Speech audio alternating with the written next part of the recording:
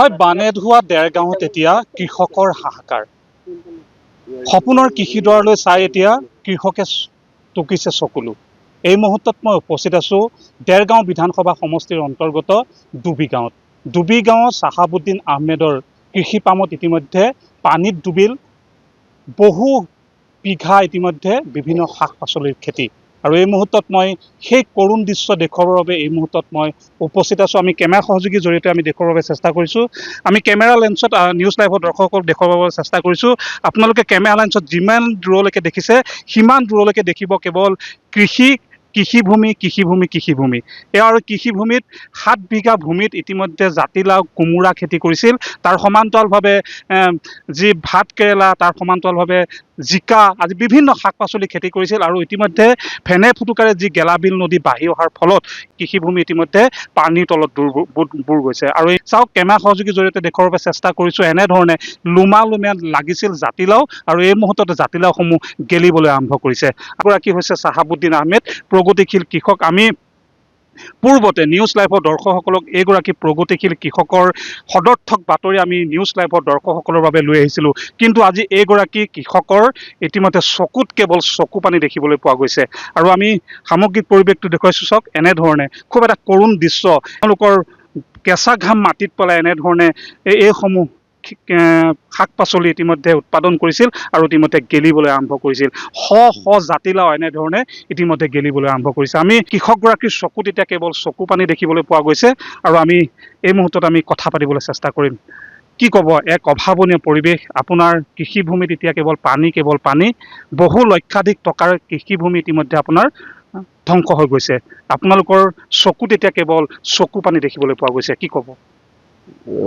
ক'বলৈ একোৱেই নোৱাৰি। এই মুহূৰ্তত এটা সময় আছিল আপোনালোকে আমাৰ ধনাত্মক বাতৰি পৰিৱেশন কৰিবলৈ আহে, সেউজীয়া পৰিৱেশৰ সৈতে আনন্দ লাভ কৰোঁ আমি।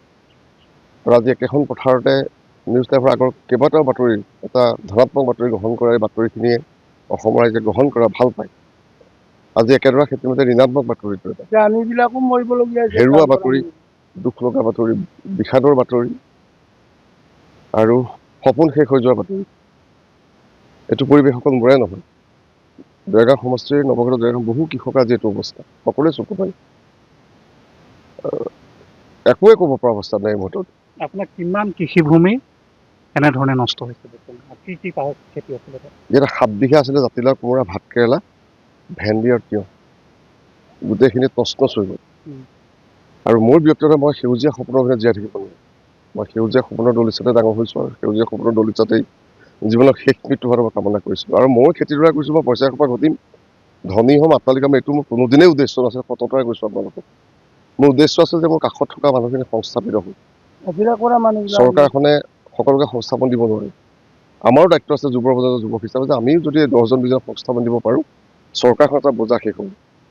গতিকে আজি সেই সপোন চুৰমাই গ'ল, আশাবোৰ নাইকিয়া হৈ গ'ল আৰু খেতি কৰিবলৈ ইচ্ছাও নাইকিয়া হৈছে। মই আপোনাক মুকলিকে কৈছোঁ, ইচ্ছা মোৰ নাই। কাৰণ সেউজীয়া সপোনে যাতে থান বান্ধ হৈ যায়। কালিলৈকে এসপ্তাহলৈ সেউজীয়া পৰিৱেশ, ৰাতিপুৱাই গধূলি ইয়াত এপাক ৰওঁ, কোমোৰা ছিঙো, জাতিলাও ছিঙো, বেপাৰীসকলক দিওঁ, এওঁলোকে কাম কৰে, চাহ পানী খাওঁ, ইয়াতে বহি শুই থাকোঁ। আজি ইয়াত প্ৰবল বানপানী, গেলাবিলৰ প্ৰবল সোঁতে যে তছনছ কৰি পেলালে আমাৰ সপোন, আমাৰ আশা, আমাৰ ভৰসা। আজি কৃষকৰ স্থান সদায় সমাজৰ পিছপিনে, চোৰৰ স্থান সদায় সমাজৰ আগপিনে, আৰু সেইটোৱে আজিকালি দুৰ্ভাগ্য। আজি কৃষি বিষয়ে আহিলহেঁতেন, আমি অন্তত কিছুমান কথা ক'ব পাৰিলোঁহেঁতেন। আজি আপোনাক কৈছোঁ, আজি বিষয়া নাই, বিভাগ নাই। গতিকে এই বিভাগসমূহক অসম বিধানসভাই, অসমৰ মুখ্যমন্ত্ৰী মহোদয়, মাননীয় দেৰগাঁও বিধায়ক মহোদয় অনুৰোধ জনাম বিনম্ৰতাৰে, আপুনি এজন অতি অমায়িক আৰু ভাল মানুহ, আপুনি এই বিভাগবিলাকক নাকি লগাওক। এই বিভাগবিলাকৰ কাৰণে চৰকাৰ বদনাম হৈছে। এমহীয়া দেৱশিশু এটাক আপুনিও কোনোদিন পিঙি চিঙি হত্যা কৰিব নোৱাৰে, মই নোৱাৰোঁ। এইবোৰ দেৱশিশু। কাৰণ আমি ধনাত্মক ৰূপে সম্পৃক্ত হৈ থাকোঁ কৃষিডৰাৰ লগত, গুটিটো পচাওঁ, সেউজীয়া পৰিৱেশটো হয়, আটোম টোকাইকৈ জাতিলাওটো ছিঙো, কোমোৰাটো ছিঙো, মৰম লগা শিশুৰটো আমি লওঁ আৰু সেই বেপাৰীক উচৰ্গা কৰোঁ।